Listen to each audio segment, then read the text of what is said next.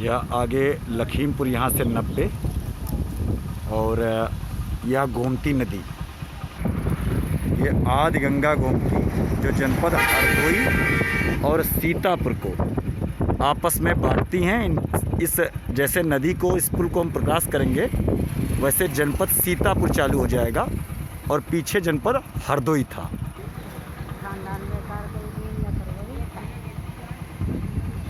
विश्व तीर्थ नैमिष विख्याता, सुर नर मुनि देव मन भाता।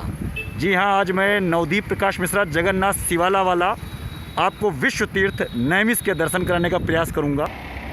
यह सुंदर अध्यात्म की नगरी जिसको मैं नवदीप प्रकाश मिश्रा जगन्नाथ शिवाला वाला लखनऊ सुपरफास्ट से आज आपको जोड़ रहा हूं।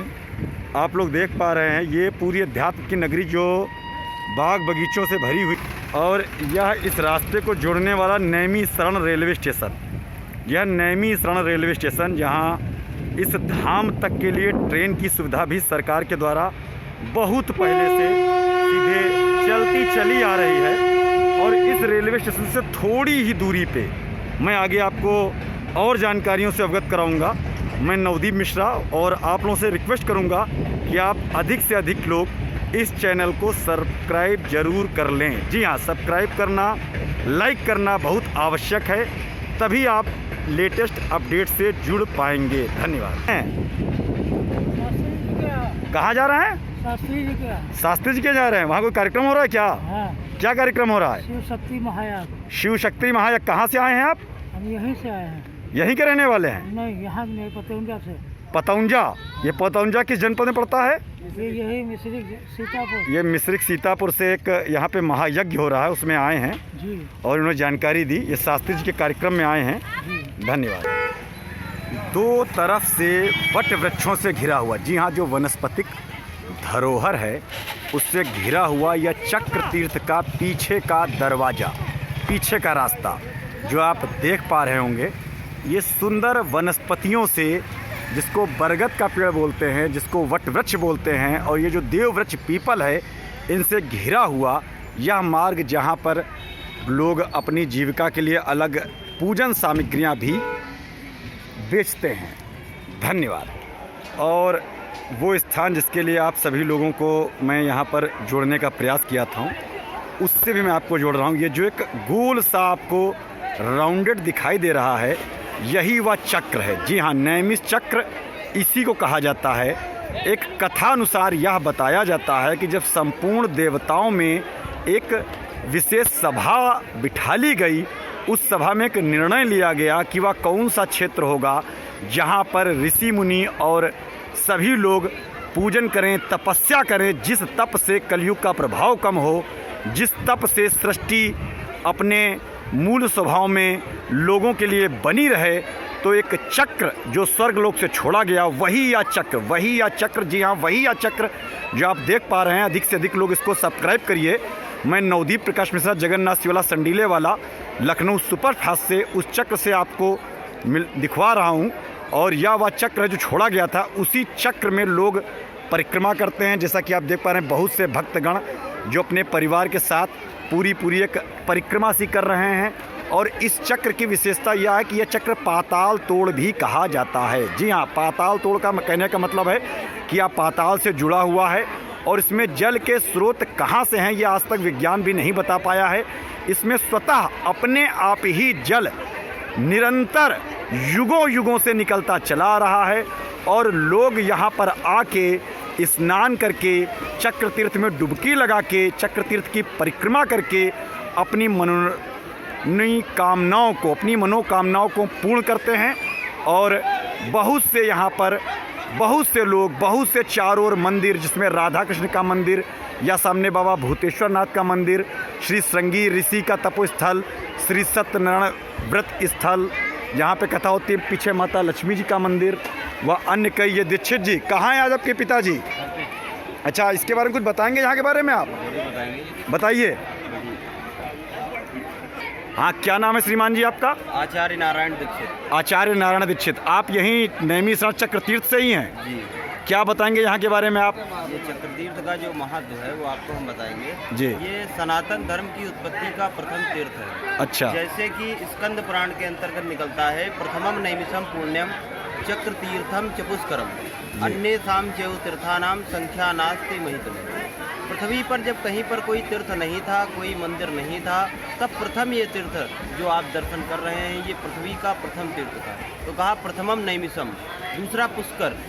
फिर है ब्रह्म पुराण में श्लोक निकलता है, सतयुगे नैमिषारण्ये त्रेतायाम च पुष्करे द्वापरे कुरुक्षेत्रे कलौ गंगा प्रवर्तते। सतयुग का तीर्थ नैमिषारण्य है, त्रेता में पुष्कर, द्वापर में कुरुक्षेत्र और कलयुग में गंगा। जिस चक्र तीर्थ का आज लोग दर्शन कर रहे हैं, स्नान कर रहे हैं, ये महापुण्य देने वाला चक्र तीर्थ है। इसमें लोग स्नान करते हैं जैसे कि लोग परिक्रमा करते हैं। इसमें परिक्रमा करने का महत्व नहीं है, स्नान करने का महत्व है। और स्नान करने से ब्रह्म पुराण में श्लोक निकलता है, नैमिषे चक्र तीर्थे सुस्नात्वा भरत सत्मा सर्वव्याधि विनुर्मुक्तो ब्रह्मलोको यमयते। इस तीर्थ में डुबकी लगा लेने मात्र से शरीर के सारे तरह ताप शांत हो जाते हैं और मनुष्य को ब्रह्मलोक की प्राप्ति होती है, ऐसी मान्यता है। ये वही चक्र तीर्थ है। फिर यहीं पर 88,000 महर्षियों ने तपस्या की। ये दीक्षित जी हैं जो यहाँ पर सदैव उपलब्ध रहते हैं और इन्होंने बताया कि जब पूरे विश्व में कोई भी तीर्थ नहीं था, जैसा कि मैंने पहले बताया कि देवताओं में एक मीटिंग, एक सभा बिठा ली गई।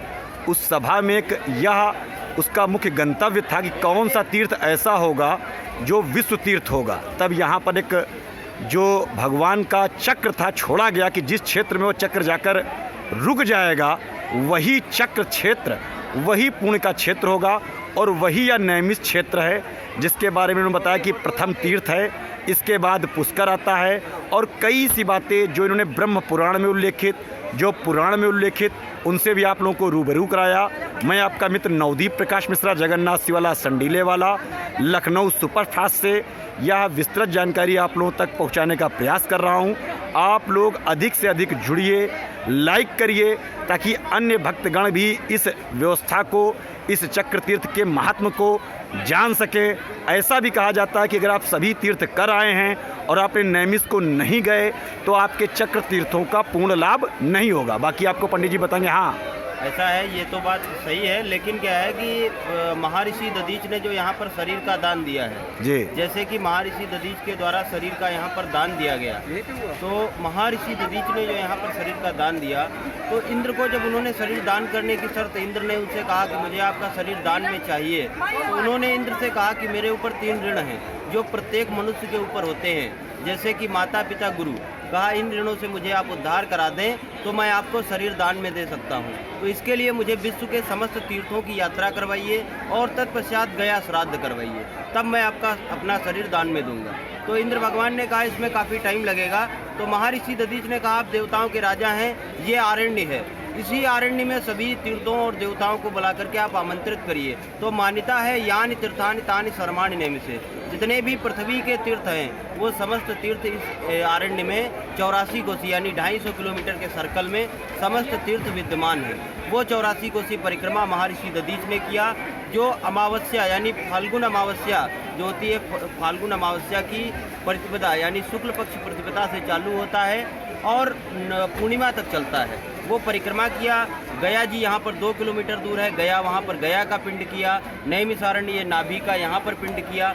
बद्री नारायण यहाँ पर 7 किलोमीटर दूर है, बद्री नारायण में किया। तत्पश्चात जो मिश्रिक है वहाँ पर जाकर के ब्रह्मा ने सभी तीर्थों का जल मिश्रित किया और महर्षि दधीच को उसमें स्नान करवाया गया, इसलिए उसका नाम है मिश्रिक तीर्थ। वहीं पर महर्षि दधीच ने अपने शरीर को छोड़ दिया, इसलिए उसका नाम हुआ मिश्रिक। जैसे कि मान्यता है इसका कौन कौन पुराण में उल्लेख मिलता है, तो पद्म पुराण, वायु पुराण, अग्नि पुराण, स्कंद पुराण, महाभारत ग्रंथ, इन जैसे पुराणों में इसका उल्लेख मिलता है। बहुत बहुत धन्यवाद। कई विस्तृत जानकारियाँ आपसे हमको अवगत हुई और आपने बताया, और जो सारी चक्र तीर्थ की योजनाओं के बारे में बताया, मिश्रिक तीर्थ के बारे में बताया, दधीच जी को कैसे मुक्ति मिले उसके लिए इसी तीर्थ में सारे अरण्य आए, सारे देवता आए, सारे ऋषियों का तप हुआ और उस क्षेत्र से, उस अरण्य क्षेत्र से मैंने आपको जोड़ा। मैं आपका मित्र नवदीप प्रकाश मिश्रा, जगन्नाथ सिवाला संडीले वाला, लखनऊ सुपरफास्ट से आप लोगों को जोड़ रहा हूँ। जिसमें आप लोग धर्म दर्शन द्वारा इस विशेष जानकारी को पाएं, साझा करें, शेयर करें, अधिक से अधिक सब्सक्राइब करें और लोगों में साझा करें, जिससे और भी लोग जान सकें। धन्यवाद।